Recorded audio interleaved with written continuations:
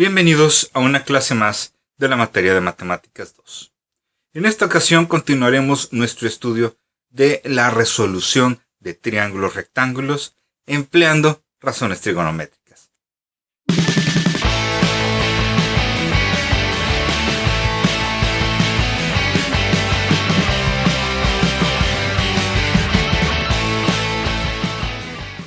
El ejemplo que vamos a analizar ahora es un ejemplo que en lo personal yo le llamo ejemplo inverso. ¿Por qué? Porque vamos a ocupar las razones trigonométricas inversas. Fíjense, tenemos dos lados y tenemos un solo ángulo, el de 90 grados. Entonces, para que nos sea más claro qué cosas son las que tengo que calcular, vamos a escribir nuestra lista de datos. Empecemos por los ángulos. No tengo el ángulo A. Es de los datos que me faltan. Me falta el ángulo B también. Y lo único que tengo es el ángulo recto que vale C, 90 grados.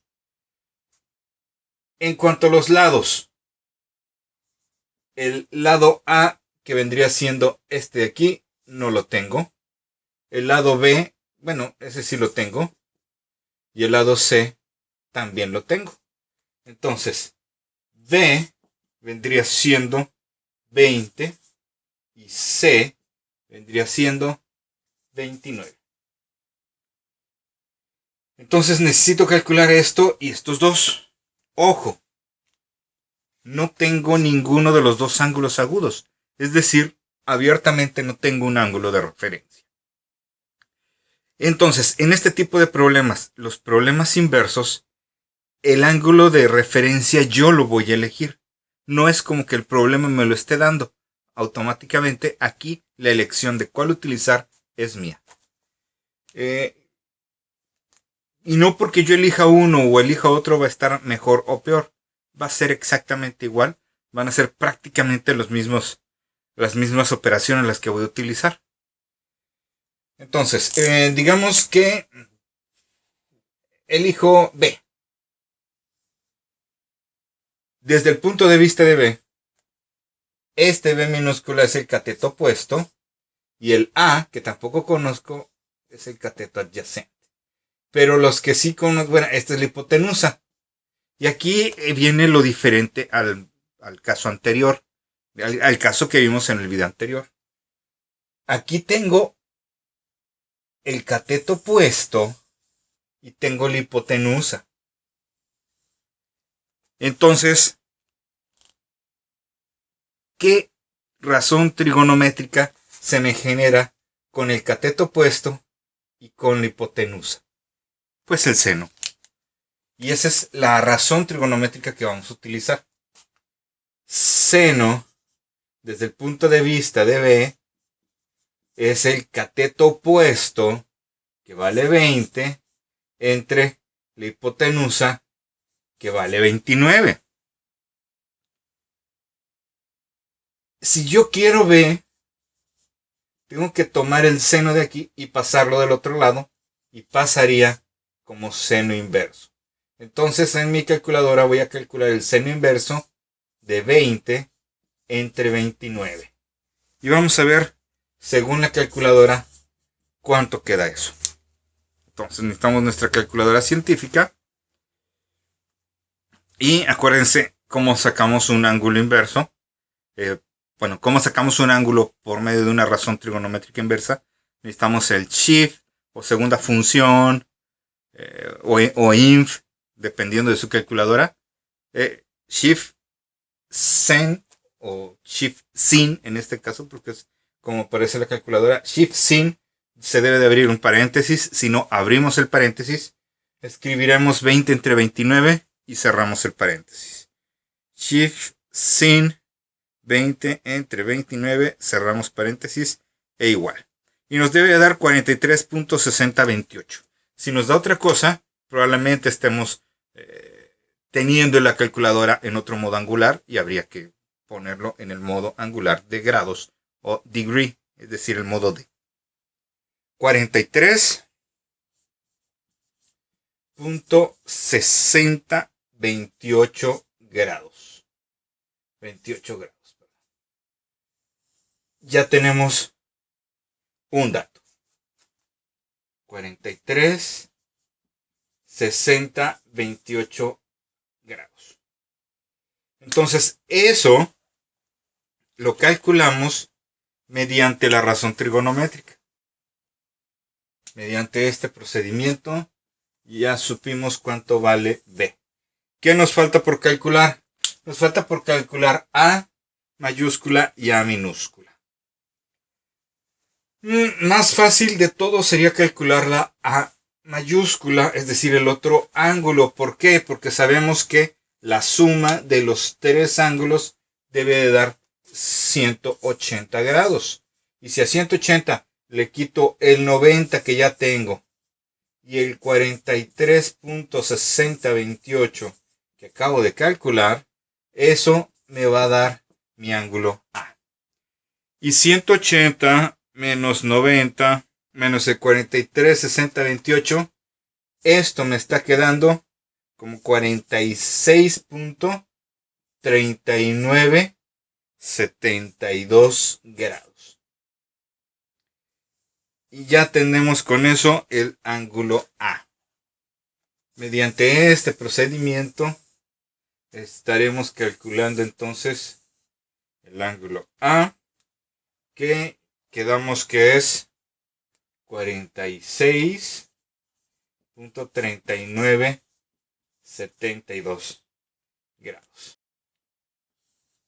Y lo hicimos con este procedimiento. Entonces, para que no nos perdamos, esto fue así y este fue este. Ok, nos falta un lado. ¿Cómo sacamos ese lado? Bien, mi sugerencia va a ser, si es un triángulo rectángulo y tengo dos lados, vamos a calcularlo decentemente por el teorema de Pitágoras. Igual y podríamos usar una razón trigonométrica. Pero para usar una razón trigonométrica necesitaríamos uno de los dos ángulos. De hecho, el ángulo B, que es nuestro ángulo de referencia, pero nuestro ángulo B no es exacto. Entonces, tendríamos que calcular este valor por medio de un valor que no es exacto. Eso nos asegura que nuestro resultado no sea exacto. De hecho, vamos a hacerlo de las dos formas. Fíjense. Si yo quiero un cateto adyacente, entonces tengo dos opciones. Puedo usar el coseno, que me involucra a cateto adyacente e hipotenusa, o la tangente, que me involucra el cateto opuesto y el cateto adyacente. Se me ocurre utilizar el coseno. El coseno de B, que es 43.6028, es el cateto adyacente, que es el A y no lo conozco, entre la hipotenusa, que es 29. A lo mejor aquí alguien podría decirme, profe, ¿por qué no usamos el 46.3972? Porque ya habíamos elegido al B como nuestro ángulo de referencia y cateto opuesto, cateto adyacente están en relación a ese ángulo B. Si para un cálculo yo quiero utilizar a A, que podría hacerlo, pero si yo me cambio a A, entonces tendría que cambiar estos nombrecitos de opuesto y de adyacente, porque para A el opuesto sería este y este sería adyacente. Entonces, si este tercer lado lo quiero calcular en base al 46.3972, entonces tendría que hacer ese cambio de este es cateto opuesto y este es cateto adyacente, y aquí estaría utilizando no el coseno, sino tendría que estar utilizando el seno de 43.6028 para hacer ese cálculo. Entonces, para no estar haciendo ese cambio, yo les sugiero que si ya eligieron uno de los ángulos, todo el resto de cálculos los hagan en función a ese ángulo. Ok, entonces, para dejar solo a la A, tengo que agarrar este 29 que aquí está multiplicando, aquí está dividiendo y pasarlo multiplicando. De tal forma que voy a calcular 29 por el coseno de 43.6028. Ese va a ser A. Es decir que A va a ser 29 coseno de 43.6028. Eso nos daría 21.000. A mí me salió 1. A lo mejor si ustedes usan más o menos decimales, este numerito puede que les quede distinto. Pero esto me está quedando a mí. Bueno, de hecho creo que es un poquito más. 0.06. Algo así me está quedando. 21. ¿Sí? Ojo, acuérdense lo que les dije. Aquí estamos usando un valor que no es exacto. No es exacto y por eso me está quedando un valor que no es exacto. Pero en cambio, si yo hubiera optado por el teorema de Pitágoras, fíjense lo que me dice el teorema de Pitágoras. El teorema de Pitágoras me dice que la suma de los cuadrados de los catetos es igual al cuadrado de la hipotenusa. Los catetos son A y B, es decir que A cuadrada más B cuadrada es igual a C cuadrada. A cuadrada es lo que queremos. C es 29 al cuadrado. Y el B, que es 20, también va al cuadrado, pero como yo quiero nada más la A, lo pasaría del otro lado restando. 20 al cuadrado. ¿Cuánto es 29 al cuadrado? Bueno, según la calculadora, 29 al cuadrado es 841. Menos 20 al cuadrado, que son 400. Eso me está dando exactamente A cuadrada igual a 841 menos 400 me queda 441. Es decir que A sería la raíz cuadrada de 441. Bueno, como era A cuadrada y yo le estoy poniendo una raíz cuadrada a ambos lados, esto me queda como más menos. Pero como estamos hablando de un lado, podemos desechar el negativo y quedarme solo con el resultado positivo de esa raíz. Y el resultado de esta raíz es exactamente 21. No un decimal. Es exactamente 21. Entonces, este procedimiento y este procedimiento son equivalentes. Solo que si usamos solo 4 decimales y no todos los decimales de la calculadora, lo estaremos aproximando. Si usamos todos los decimales de la calculadora, aquí tendríamos exactamente 21, al igual que aquí. Entonces, este procedimiento, este de aquí, es aproximado porque aquí este resultado es aproximado. Tenía muchos más decimales y yo lo estoy cortando a 4. Por eso, el error que tenemos de que esto no es exacto, ese error se lo estamos heredando a todos los demás cálculos que haga con este numerito. Si no queremos tener errores heredados, necesitamos optar por utilizar procedimientos que manejen datos exactos. Y en este caso fue el teorema de Pitágoras.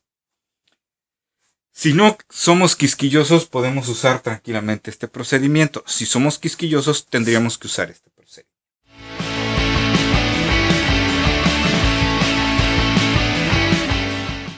Finalicemos este video con un problema aplicado. Nos dice que a cierta hora del día, un edificio de 10 metros de alto, aproximadamente unos 4 pisos, genera una sombra de 6 metros y nos piden el ángulo de elevación del Sol. Este tipo de problemas aplicados, en este tipo de problemas aplicados, siempre hay dos tipos de ángulos que vamos a calcular. El ángulo de elevación y el ángulo de depresión. ¿A qué se refieren? Bueno, el ángulo de elevación es tener nuestra vista fija en el horizonte y elevar la vista para ver algo.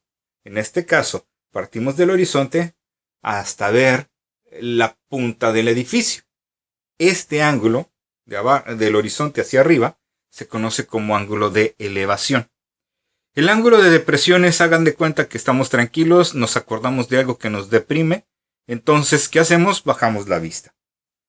Sí, bajamos la vista. Entonces, un ángulo que recorremos del horizonte hacia abajo sería un ángulo de depresión. Si nos imaginamos este problema, tendríamos aquí la calle, tendríamos un edificio. Se supone que este edificio tiene una medida de 10 metros. Por aquí está el sol. Y el sol me va a generar con sus rayos una sombra. ¿Cierto?